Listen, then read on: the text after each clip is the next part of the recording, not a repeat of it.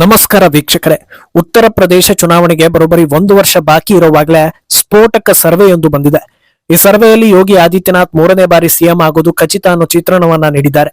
ಆದರೆ ನಂಬರ್ಗಳಲ್ಲಿ ಅಂತ ಅಜಗಜಾಂತರ ವ್ಯತ್ಯಾಸ ಇಲ್ಲ ಅನ್ನೋದು ಬಿಜೆಪಿಗೆ ಎಚ್ಚರಿಕೆಯ ಗಂಟೆ ಆಗಿದ್ರೆ, ಸಮಾಜವಾದಿ ಪಕ್ಷ ಹಾಗೂ ಕಾಂಗ್ರೆಸ್ಗೆ ನಿರಾಸೆ ಆಗೋ ಅವಶ್ಯಕತೆ ಇಲ್ಲ ಅನ್ನೋದನ್ನ ಹೇಳಿದಂತಿದೆ.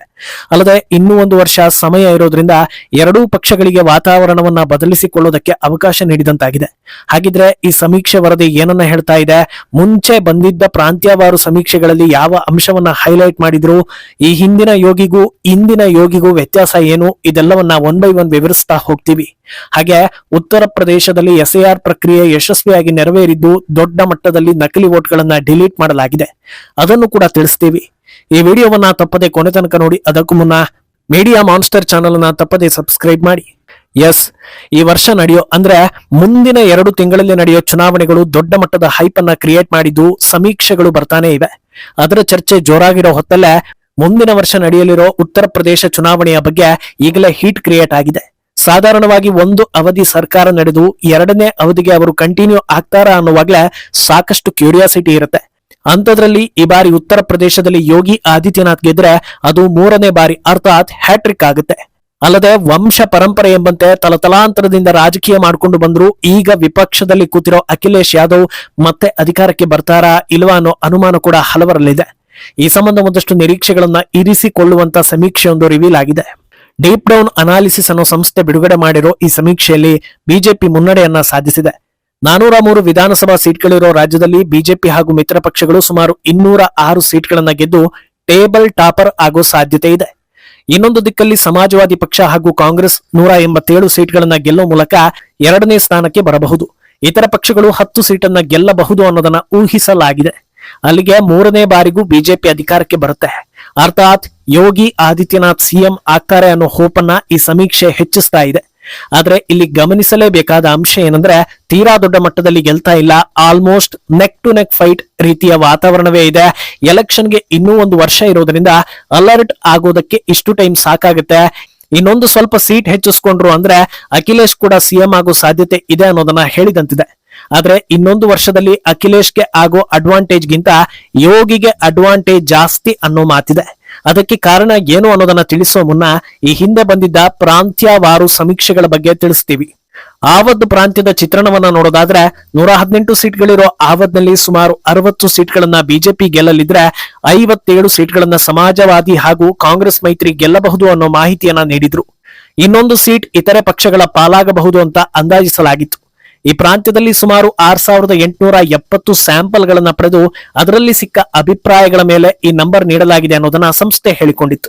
ಅಂದಹಾಗೆ ಇಲ್ಲಿ ಇಂಟ್ರೆಸ್ಟಿಂಗ್ ವಿಚಾರ ಏನಂದ್ರೆ, 2024ರ ಲೋಕಸಭಾ ಎಲೆಕ್ಷನ್ ನಲ್ಲಿ ಆವತ್ ಪ್ರಾಂತ್ಯದಲ್ಲಿ ಸಮಾಜವಾದಿ ಮೈತ್ರಿಕೂಟ ಮೇಲುಗೈಯನ್ನ ಸಾಧಿಸಿತ್ತು.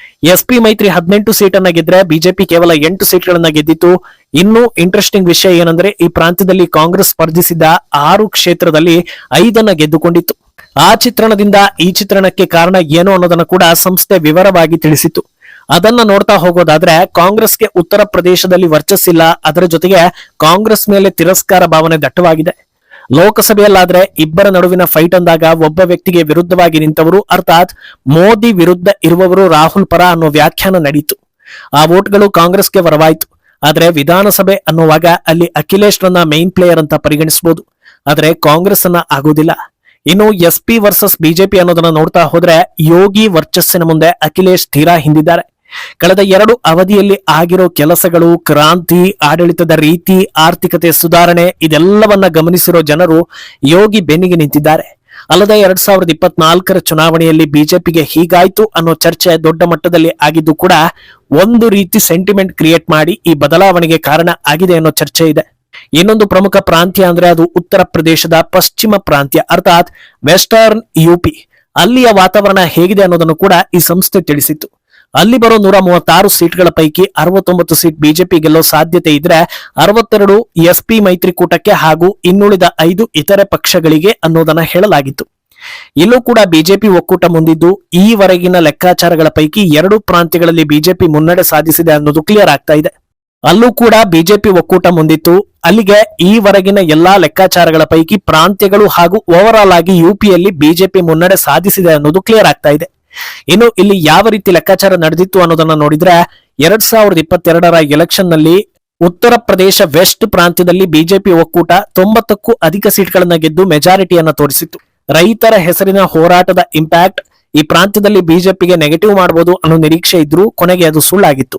ಕಾರಣ ಏನಂದ್ರೆ ಪಿಎಂ ಕಿಸಾನ್ ಯೋಜನೆ ಮೂಲಕ ನೇರ ಹಣ ವರ್ಗಾವಣೆ, ಕಬ್ಬು ಬೆಳೆಗಾರರಿಗೆ ಸರಿಯಾದ ಸಮಯಕ್ಕೆ ಪಾವತಿ, ಇದೆಲ್ಲವೂ ಜಾಟ್ ಸಮುದಾಯ ಬಿಜೆಪಿ ಮೇಲೆ ನಂಬಿಕೆಯನ್ನ ಹೆಚ್ಚಿಸಿಕೊಳ್ಳುವಂತೆ ಮಾಡಿ ವರ್ಕ್ ಆಗಿತ್ತು. ಆದ್ರೆ ಆಮೇಲೆ ನಡೆದ 2024ರ ಲೋಕಸಭೆಯಲ್ಲಿ ಬಿಜೆಪಿಗೆ ಸರಿಸಮವಾಗಿ ಎಸ್ಪಿ ಬಂದು ನಿಂತಿತ್ತು. ಇದಕ್ಕೆ ಕಾರಣ ಟಿಕೆಟ್ ಹಂಚಿಕೆ ಸರಿಯಾದ ರೀತಿಯಲ್ಲಿ ಆಗಿರಲಿಲ್ಲ, ಅಭ್ಯರ್ಥಿಗಳ ವಿಚಾರದಲ್ಲಿ ಅಸಮಾಧಾನ ಇತ್ತು. ಹಾಗೆ ಬಿಜೆಪಿ ಜಾತಿ ಸಮೀಕರಣಕ್ಕೆ ಸವಾಲು ಹಾಕಿದ್ದ ಎಸ್ಪಿ ಒಕ್ಕೂಟ ಯಾದವೇತರ ಅಭ್ಯರ್ಥಿಗಳಿಗೆ ಹೆಚ್ಚಿನ ಟಿಕೆಟ್ ಅನ್ನ ಹಂಚಿಕೆ ಮಾಡಿದ್ರು. ಇದು ವರ್ಕೌಟ್ ಆಯ್ತು ಅನ್ನೋದನ್ನ ಹೇಳಲಾಗಿತ್ತು. ಆದ್ರೆ ಈಗ ಮತ್ತೆ ಬದಲಾವಣೆಗೆ ಕಾರಣ ಏನು ಅನ್ನೋದನ್ನ ನೋಡ್ತಾ ಹೋದ್ರೆ ಆಡಳಿತ ವಿರೋಧಿ ಅಲೆಯನ್ನು ಮೀರಿ ಯೋಗಿ ಪರವಾದ ಅಲೆ ಇರೋದು ಇಲ್ಲಿ ದೊಡ್ಡ ಮಟ್ಟದಲ್ಲಿ ವರ್ಕ್ ಆಗ್ತಾ ಇದೆ. ಹಿಂದುತ್ವ ಕೂಡ ವರ್ಕ್ ಆಗಿದೆ ಎನ್ನಲಾಗ್ತಾ ಇದೆ. ಆದ್ರೆ ಮುಂದಿನ ವರ್ಷದಲ್ಲಿ ಯೋಗಿಗೆ ಅಡ್ವಾಂಟೇಜ್ ಯಾಕೆ ಅಂತ ನೋಡೋದಾದ್ರೆ, ಅಖಿಲೇಶ್ ಯಾದವ್ ಹೆಸರಿಗೆ ಹಿಂದೂ ಆಗಿದ್ರು, ಮುಸ್ಲಿಂ ಓಲೈಕೆಗಾಗಿ ಏನು ಬೇಕಾದ್ರೂ ಮಾಡ್ತಾರೆ, ಯಾವ ಹಂತಕ್ಕೆ ಬೇಕಾದ್ರೂ ಹೋಗ್ತಾರೆ ಅನ್ನೋದು ಈಗ ಸೀಕ್ರೆಟ್ ಆಗಿ ಉಳಿದಿಲ್ಲ.